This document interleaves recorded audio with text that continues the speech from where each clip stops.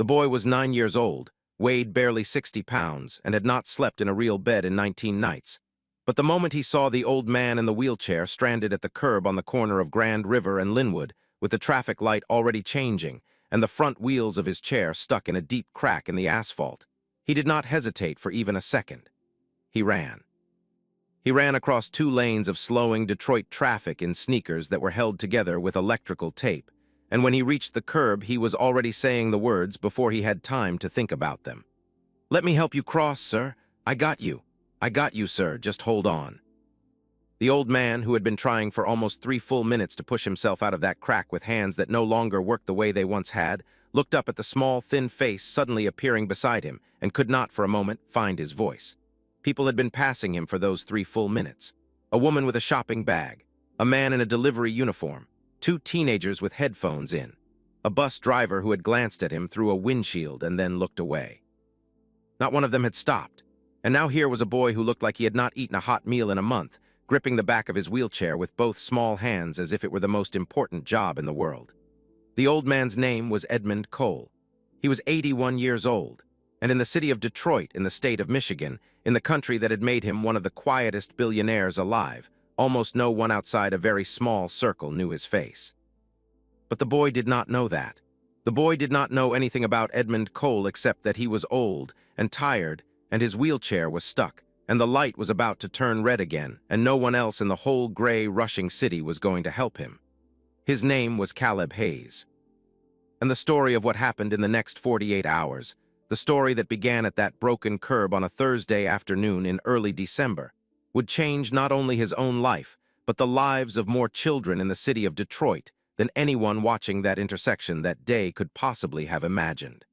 Before we go any further, do me a small favor. Drop a comment below telling me which city you are watching from, because I love seeing where this community gathers from all over the world. And if stories about quiet kindness, second chances, and the moments that change everything are the kind of stories that stay with you, hit that subscribe button so the next one finds its way to you too. Detroit in early December had a particular kind of cold to it that anyone who had ever lived through a Michigan winter understood in their bones. It was not the sharp, dry cold of the open prairie. It was a wet cold, a cold that came up off the river and wrapped itself around the old brick buildings and the empty lots and the chain-link fences, and settled into the seams of every jacket that was not heavy enough. The sky that Thursday afternoon was the color of dishwater. The light coming through it was thin and reluctant, as if the sun itself had decided it could not be bothered with Detroit today. Steam rose from the manhole covers in slow, lazy ribbons that the wind tore apart almost as soon as they appeared. Somewhere in the distance, a church bell rang 4 times, and then went silent. Caleb Hayes had been standing on the corner of Grand River and Linwood for almost an hour before the old man in the wheelchair appeared. He had not been standing there for any particular reason.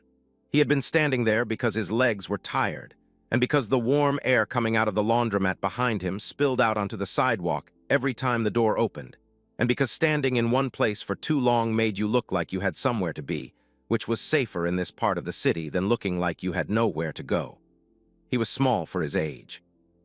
His mother, when she had been alive, had called him her little sparrow, because his bones were thin and quick and his eyes never stopped watching the sky. His jacket was a man's jacket, far too big for him, and the sleeves had been rolled up so many times that the cuffs had become permanent, thick bands at his wrists.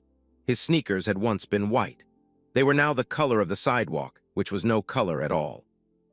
The electrical tape that held the left sole to the upper had been wrapped around so many times that it looked almost like a strange black flower blooming around his foot. In the inside pocket of his jacket, against his chest, where the warmth of his body could keep it from freezing, was a folded piece of notebook paper with a phone number written on it in blue ink. The number belonged to a social worker named Patricia, who had told him 2 weeks ago to call her if he ever needed anything. He had not called. He had not called Patricia because calling Patricia meant a placement, and a placement meant a house full of strangers, and a house full of strangers meant being one of 4 or 5 or 6 children that no one had time to really see. He had heard the stories. He had heard them from older kids on the block, kids who had aged out and come back to the neighborhood with cigarettes and tired eyes, kids who said things like, "You think the street is bad, baby, you have not seen bad yet." So Caleb had folded the paper carefully and put it in his pocket and decided that he would call Patricia the day he could not stand to be alone anymore. He had been deciding that one day at a time for 19 days, and then the wheelchair appeared. It came rolling slowly out of the side entrance of the public library across the street, pushed by no one, propelled by two old hands turning two thin metal rims. The man in the chair was small, smaller than Caleb had expected an old man to be, as if the years had been folding him up bit by bit and tucking him into himself. He wore a heavy dark green coat that looked warm and a flat cap of the same color, and a thick wool scarf the color of cream wrapped twice around his neck. On his lap was a single thin library book and a brown paper bag with the top folded down. He moved slowly. He moved the way a person moves when every push of the wheel costs them something they cannot afford to lose. Caleb had watched him cross the parking lot. He had watched him push himself up the small ramp at the edge of the sidewalk. He had watched him turn onto Grand River and begin the slow journey toward the corner where the light would have to be timed perfectly, where the curb would have to be exactly the right height, where any small crack or pothole in the asphalt could undo the whole afternoon. And then the front wheel had caught. It caught on a crack that the city had been promising to fix for as long as anyone could remember. The chair lurched. The library book slid off the old man's lap and landed face down on the wet pavement. The brown paper bag tipped but did not fall. The old man tried to push himself backwards, but the back wheels could not get enough traction on the slick concrete, and the front wheel was wedged in deep, and the harder he pushed, the more the chair seemed to settle into its trap. Caleb saw the woman with the shopping bag walk past. He saw the man in the delivery uniform walk past. He saw the teenagers with headphones and walk past. He saw the bus driver glance and look away. And something in his chest, something small and hot and very old for a 9-year-old to be carrying, finally moved. He ran. When he reached the wheelchair, he did not stop to ask permission because he understood without being told that asking permission was the kind of thing that took time, and time was the one thing the light at the intersection was not going to give them. He bent down beside the stuck wheel and he put both his hands on the cold metal frame just above it, and he lifted. The chair did not move. He set his feet, the way he had once seen his uncle set his feet to lift a refrigerator into a truck, and he lifted again, harder this time, with the whole small, thin weight of his body pressed up into the effort. The front wheel popped free of the crack with a soft scraping sound, and the chair settled back onto all four wheels on the smooth concrete. The old man let out a long, slow breath that he had clearly been holding for a while. "Oh," he said, just that. Oh, as if a small door had opened in a wall he had been pressed against for a long time. Caleb did not say anything yet. He stepped quickly around to the front of the chair, picked up the library book off the wet pavement, wiped it carefully on the cleanest part of his oversized jacket, and placed it back on the old man's lap with both hands, the way you would return a sleeping baby to its bed. Then he stepped to the back of the chair, gripped the worn rubber handles, and looked up at the traffic light. It was about to turn green for them. He had 3 seconds, maybe 4.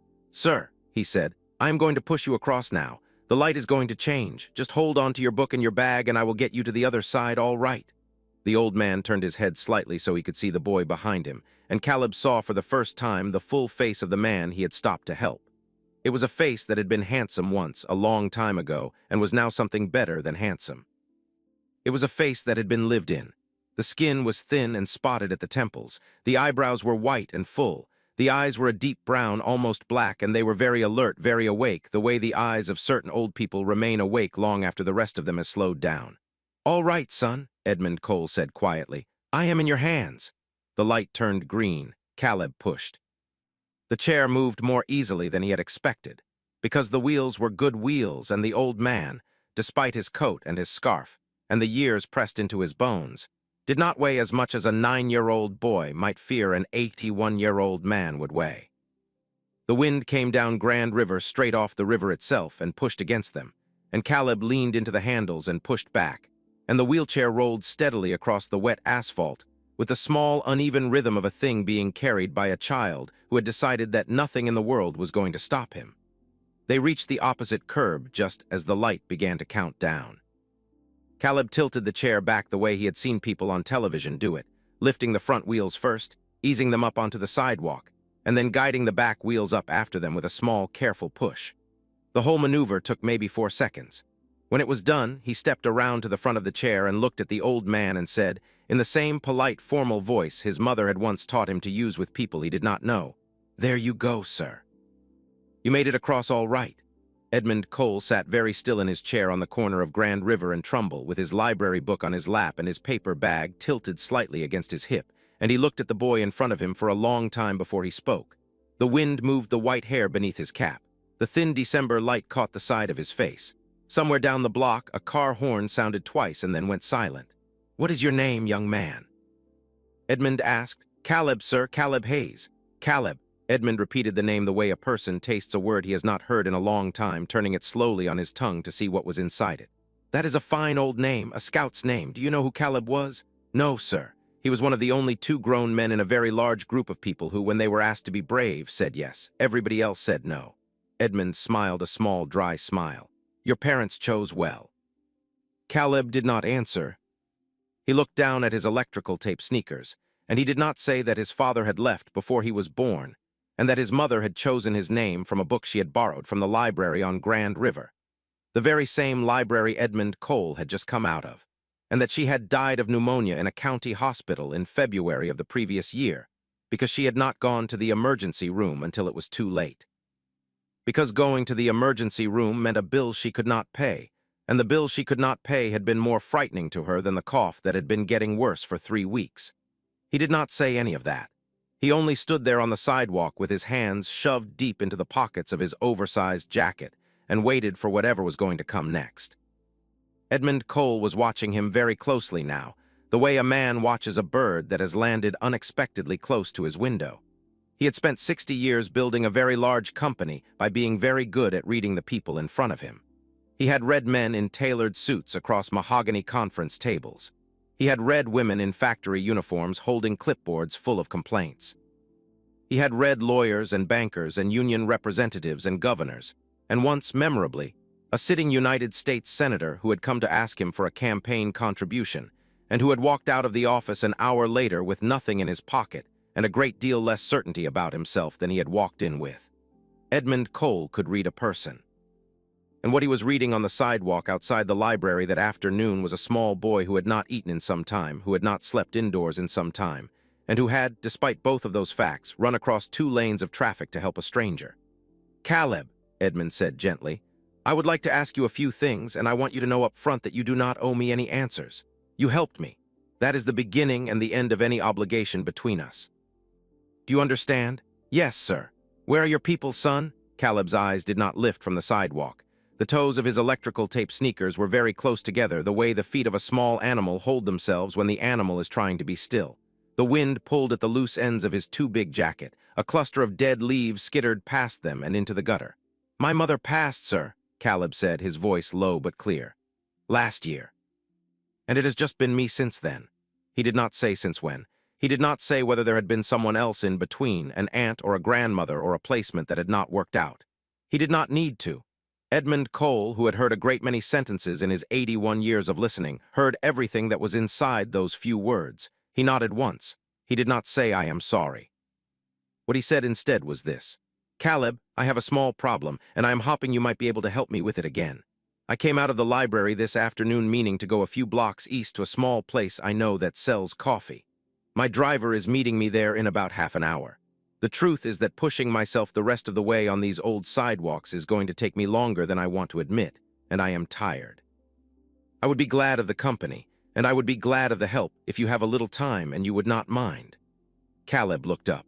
He looked at the old man in the wheelchair, at the white eyebrows and the deep brown eyes, at the cream-colored scarf and the heavy green coat, at the library book and the brown paper bag, and he understood without being able to say it that the old man was not asking for help. The old man was making him a small, careful offer, the kind of offer that adults sometimes made to children when they wanted the child to be able to say yes without having to ask for anything. "Yes, sir," Caleb said. "I have time." "Good." Edmund settled his book and his bag more firmly on his lap and gave Caleb a small nod. "It is 4 blocks. We will take it slow." So Caleb stepped behind the chair again, took the worn rubber handles in both small hands, and began to push. They moved east along Grand River, away from the river, and toward the streets where the old commercial buildings began to give way to a row of small businesses that had survived the bad years and the worse years, and were now, slowly, beginning to look like they might survive the years that were coming. They passed a barber shop with 3 old men inside, 2 in the chairs and 1 waiting. all of them turning their heads to watch the small boy pushing the old man in the green coat. They passed a Korean grocery where the owner was sweeping the sidewalk outside, and the owner stopped his broom and nodded once at Edmund as if he had known him for 30 years, which in fact he had. They passed a vacant lot where someone had built a small community garden out of old tires and reclaimed wood, the beds covered now for winter with sheets of black plastic that rustled in the wind. Caleb pushed in silence for the first block.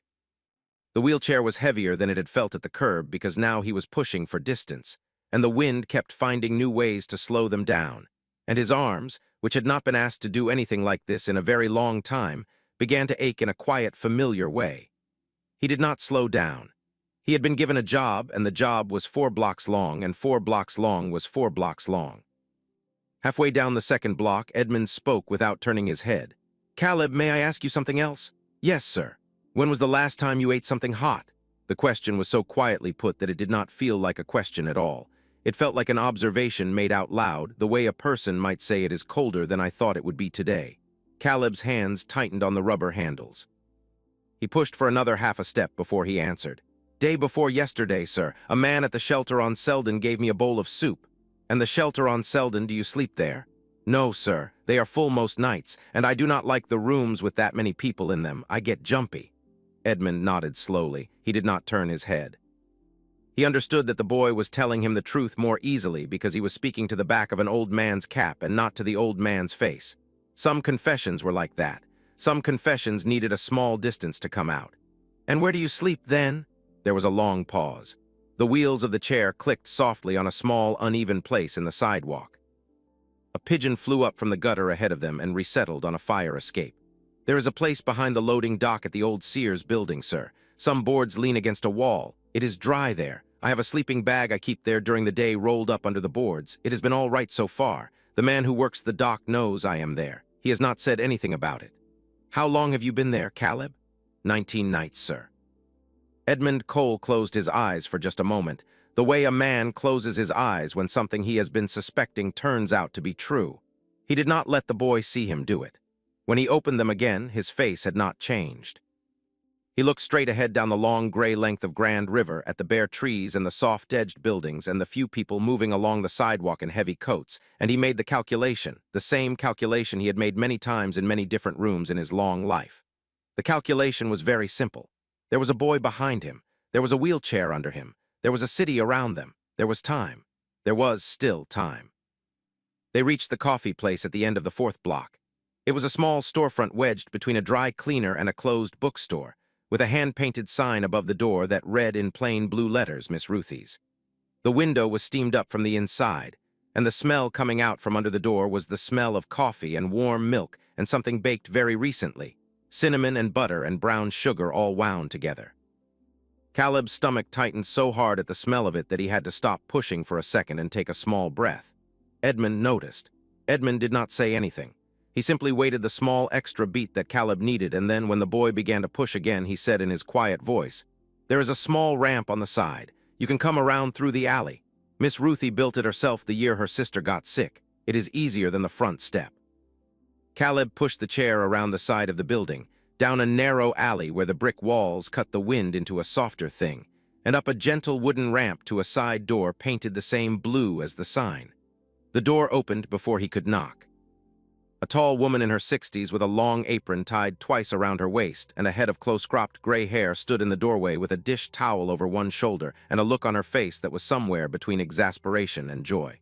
"Edmund Cole," she said, "you said you would come Monday. It is Thursday. I had a meeting Monday. You always have a meeting Monday. Ruthie, this is Caleb Hayes." He helped me out of a tight spot on the corner of Grand River and Linwood, and he was kind enough to walk me the rest of the way over. "Caleb, this is Miss Ruth Beauchamp, who has been making the best biscuits in the state of Michigan for 31 years. Miss Ruthie's eyes shifted from Edmund's face to Caleb's, and Caleb watched her see him. He watched her see the electrical tape sneakers and the oversized jacket and the thin face and the careful, watchful eyes. And he watched her not change her expression in any obvious way. And he understood, in the small, fast way that children who have been on their own come to understand these things, that Miss Ruthie had seen children who looked like him before, and that her kitchen had probably fed more than one of them. and that nothing in her face was going to make him feel like he was a problem someone was about to solve. "Mr. Hayes," she said, and she put out her hand the way you put out a hand to any adult man you have just been introduced to. "Welcome to my place. Come on and out of that wind." Caleb shook her hand. Her palm was warm and dry and her grip was firm, and she let go at exactly the right moment, neither too quickly nor too slowly. He pushed the wheelchair through the door and into the kitchen, which was small and very warm and smelled even more strongly of the cinnamon and butter than the sidewalk outside had suggested. Two tall sheet pans of something golden and just baked were cooling on a rack by the stove. A large pot of soup was simmering on the back burner with the lid tilted slightly to let the steam out.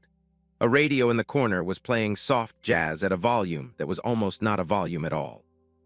Miss Ruthie led them through the kitchen and out into the small front room of the shop, where 6 tables sat under hanging lamps with green glass shades, and where a single old man was reading a newspaper at the table nearest the window. She walked them to the table farthest from the door in the warmest corner of the room, and she pulled out a chair for Edmund's wheelchair to be rolled up to and another chair across from it for Caleb. "Sit down, Mr. Hayes," she said. "I am bringing you a plate." "Ma'am, I do not have any money." "I did not ask you for any money. Sit down." Caleb sat down. He took off the oversized jacket very carefully, folded it once across the back of the chair, and sat with his hands in his lap and his back straight, the way his mother had taught him to sit at a table in front of someone who had cooked for him. Edmund watched him do it. Edmund did not say anything about it. Miss Ruthie disappeared into the kitchen.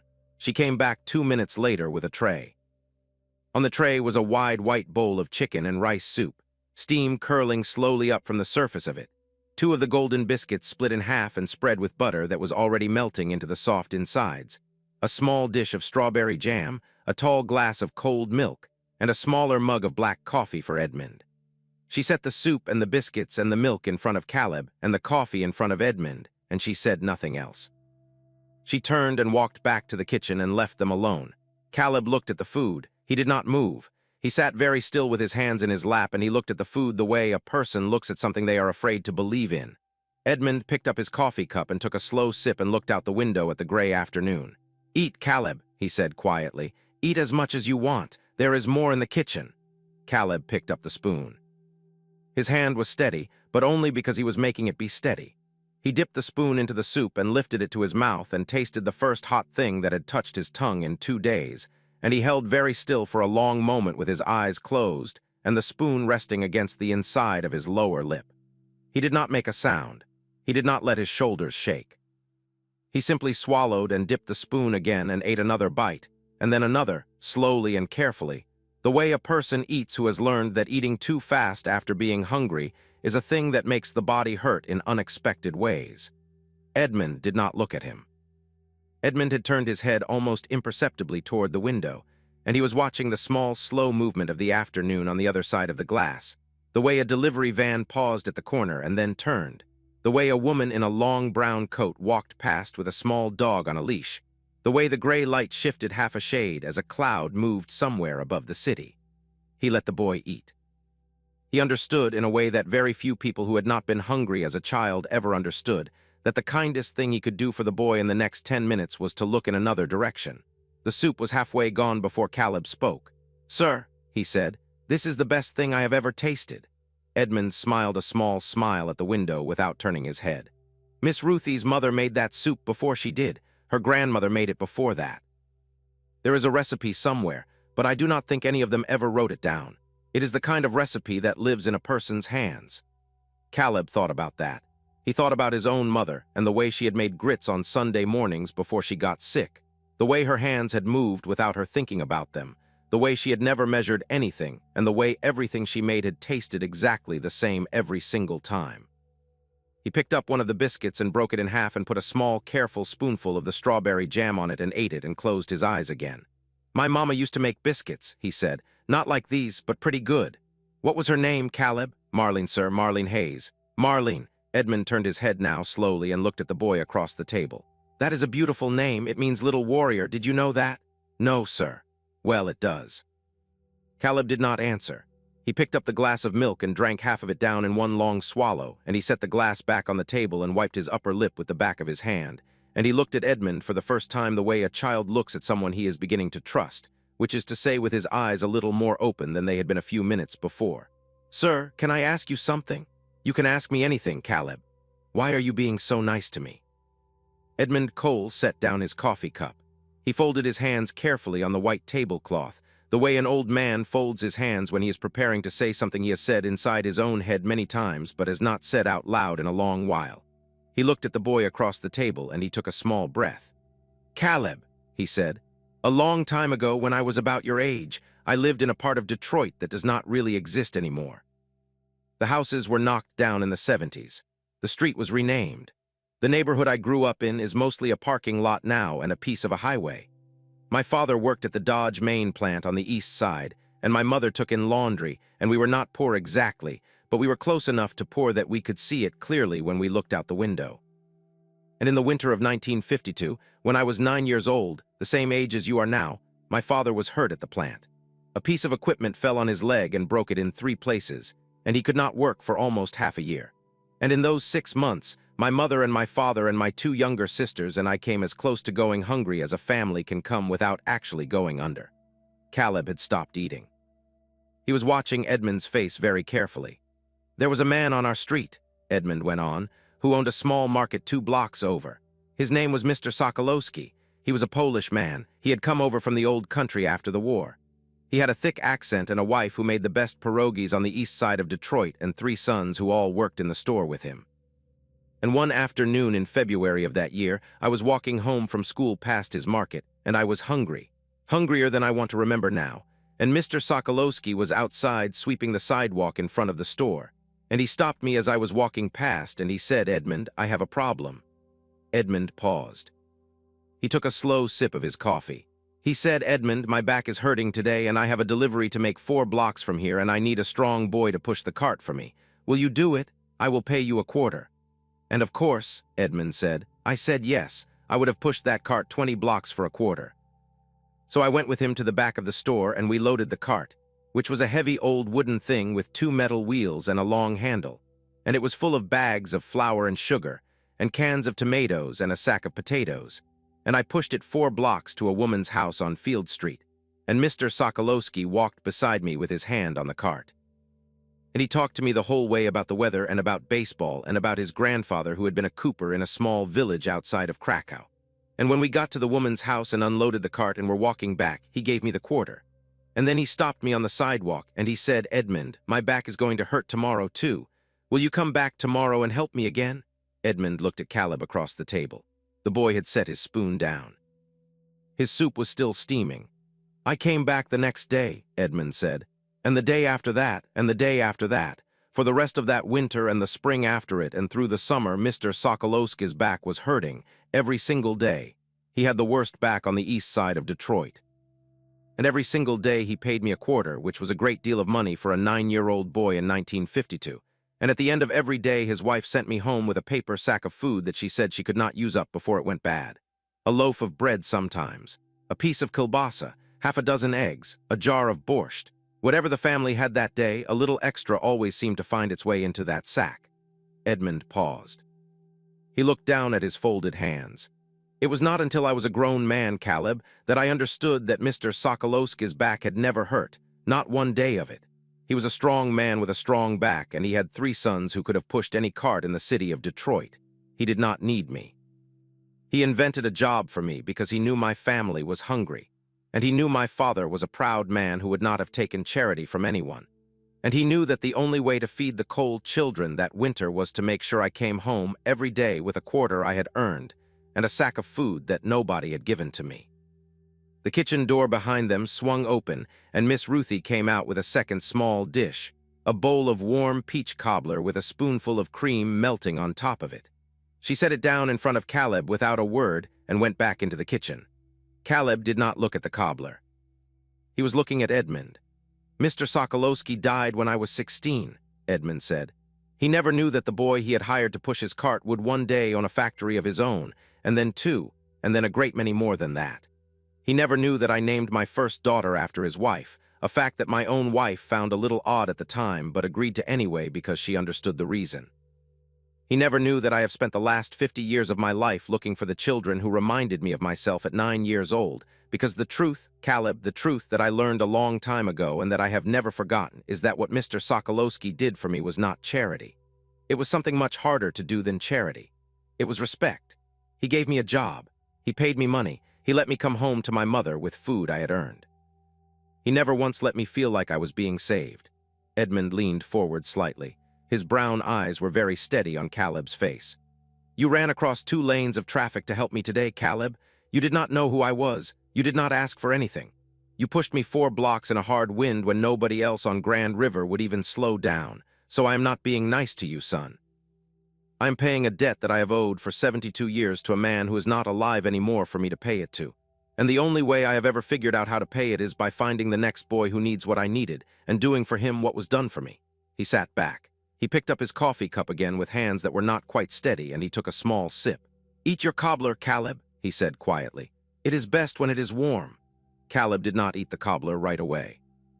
He sat very still in the warm, small dining room of Miss Ruthie's, with the soft jazz playing from the kitchen and the steam still curling up from his half-finished soup. And he looked down at the white tablecloth, and his eyes filled up the way eyes fill up when something inside a person has finally been allowed to feel the full weight of what has been pressing on it for a very long time. He did not let the tears fall. He blinked them back the way he had taught himself to blink them back for 19 nights behind a loading dock. But Edmund Cole saw them. Edmund Cole had been waiting for them. Edmund did not look directly at the boy. He understood, after a lifetime of being old and watching the young, that there were certain moments when looking at a person directly was a kind of small unkindness, because it forced them to either meet the look or turn away from it, and either choice cost them something they did not have to spend. He looked instead at the steam rising from his coffee cup, and he gave Caleb the small private second of room he needed to pull himself together. The bell above the front door of the shop chimed softly. A tall man in a long black coat and a dark wool cap stepped inside, brushing the cold off his shoulders. He was in his early 50s, broad through the chest, with a kind, weathered face and a careful way of moving that suggested a man who had spent a great many years in a profession where being noticed too quickly was a thing to be avoided. He saw Edmund at the table in the corner, and he made his way over without hurrying, and he stopped a respectful distance from the table, the way a person stops at the edge of a conversation he has not yet been invited into. Mr. Cole? Frank, come meet someone. Caleb Hayes, this is Frank Delacroix. He has been driving me around the city of Detroit for the past 19 years, and he is one of the finest men I have ever known. Frank, this is Mr. Hayes, who got me out of a crack in the asphalt on Grand River this afternoon when I had given up hope of getting out of it myself. Frank Delacroix took off his wool cap and tucked it under his arm, and he put out a large hand to Caleb across the table, and he said with complete seriousness, Mr. Hayes, thank you for taking care of him. He gets stuck more often than he likes to let on. Caleb shook the man's hand. Frank's palm was enormous and warm, and the handshake was firm and brief, exactly the way a grown man shakes another grown man's hand at the end of a long day.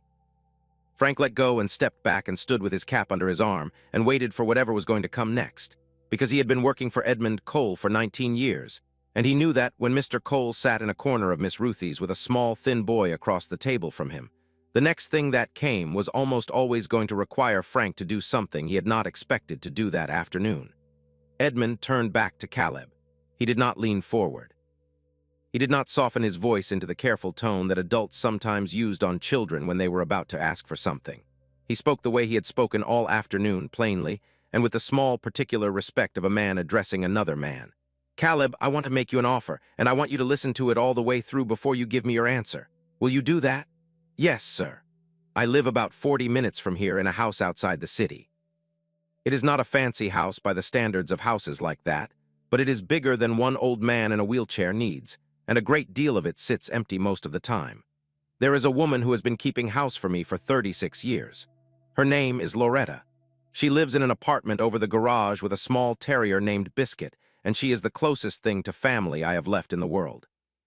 There is a bedroom on the first floor of the main house that has its own bathroom and its own door that locks from the inside, and Loretta has been keeping it ready for guests for so long that the sheets in it are always clean and the bed is always made.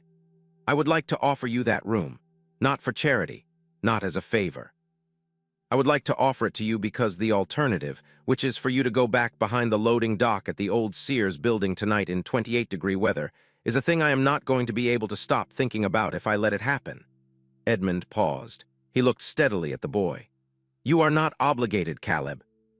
Frank can drive you anywhere you want to go right now, including back to your spot behind the loading dock, and there will be no hard feelings and no questions asked. You have already given me more than enough for one afternoon. But I am 81 years old, and I have learned that some offers, when they are made, need to be made plainly and all at once. So that is the offer. You can come stay in that room tonight. You can stay tomorrow night.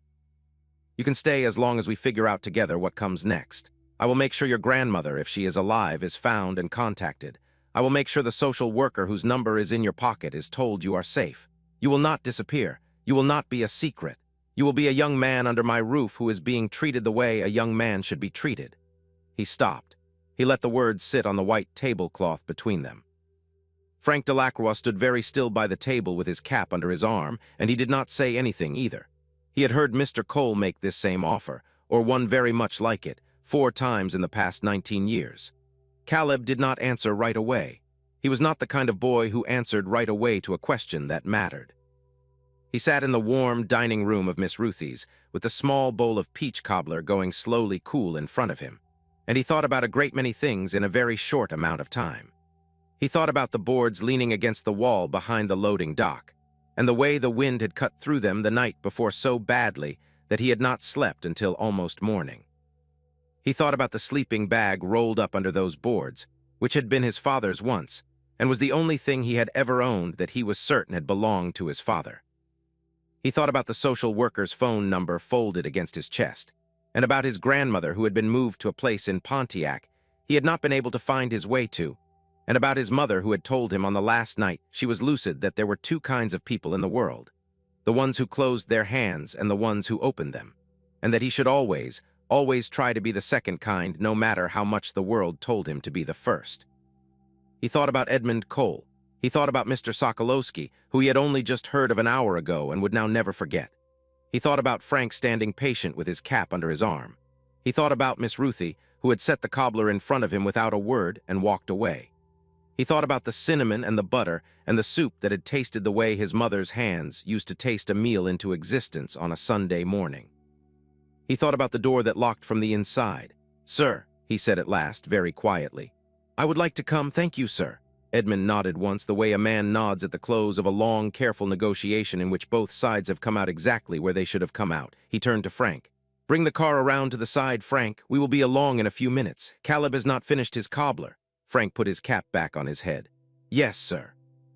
He nodded to Caleb. "Mr. Hayes," and he went out through the front door, and the bell chimed softly behind him.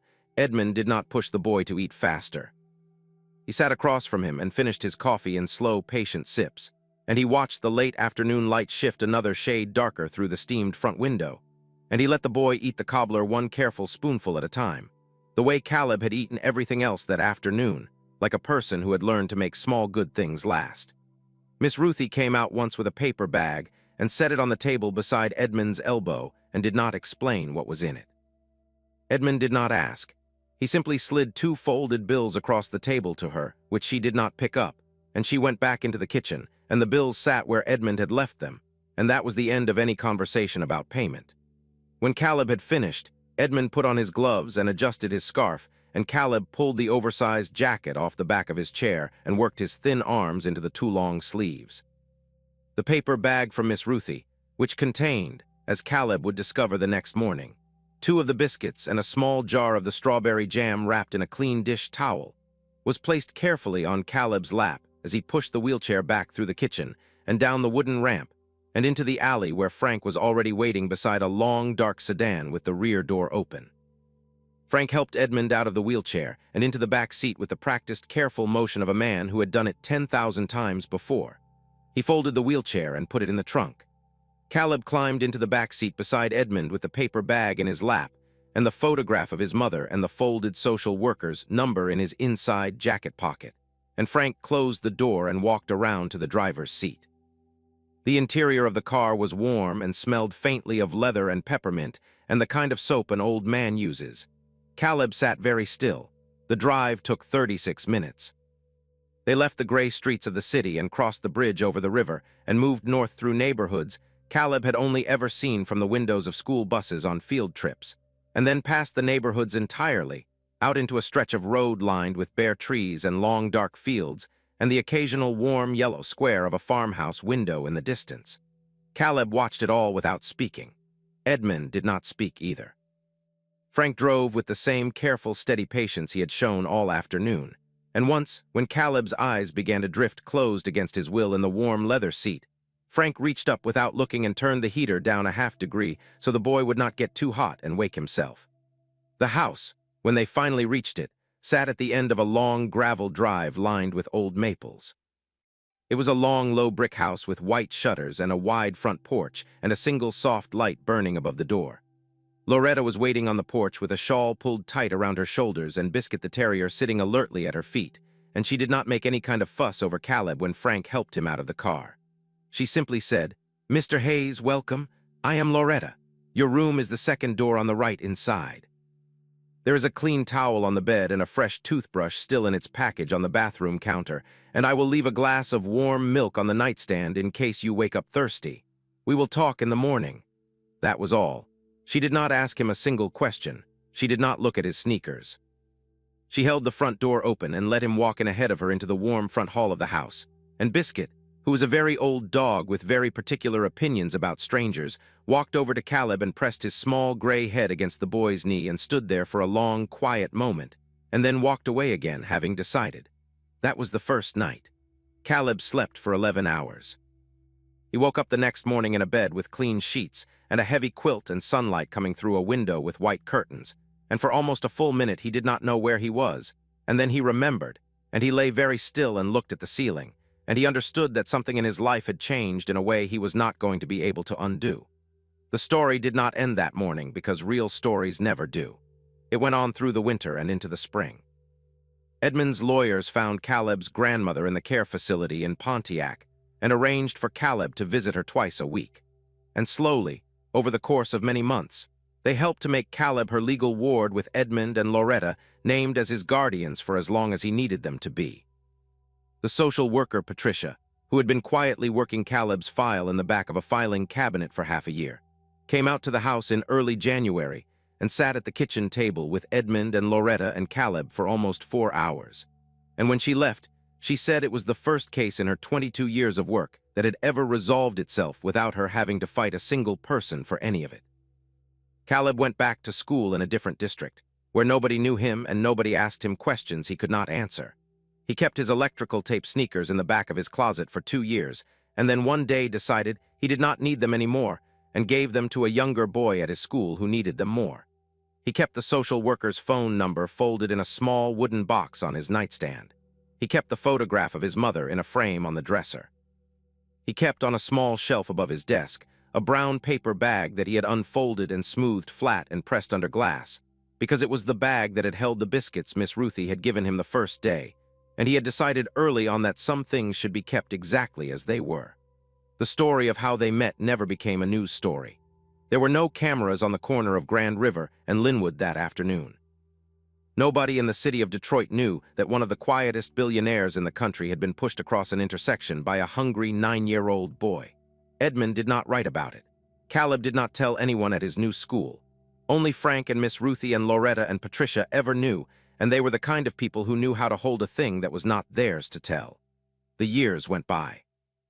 Edmund lived longer than his doctors had said he would, the way stubborn men sometimes do when they have a reason to stay. He saw Caleb graduate from middle school, and then from high school as the valedictorian of his class, and then from the University of Michigan with a degree in social work that Caleb had chosen entirely on his own, and that he had paid for with a scholarship Edmund had quietly arranged years before and had never once mentioned. Edmund did not live to see Caleb finish graduate school.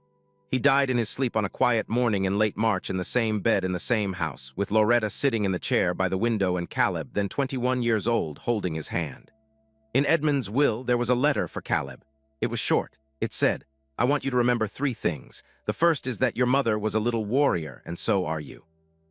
The second is that you ran across 2 lanes of traffic on a day when nobody else would even slow down. The third is that the world only ever gets better one person at a time, and you, Caleb Hayes made mine better. Now go and do the rest. Caleb is 41 years old now. He runs a nonprofit in Detroit that finds children sleeping where they should not be sleeping and gives them a door that locks from the inside and a bed with clean sheets. He named it after a Polish grocer he never met. He calls it Sokolowski Place. If this story touched your heart, leave a comment below telling me which part stayed with you the longest, and subscribe to the channel for more stories of quiet kindness and the small moments that change everything. Thank you for being here.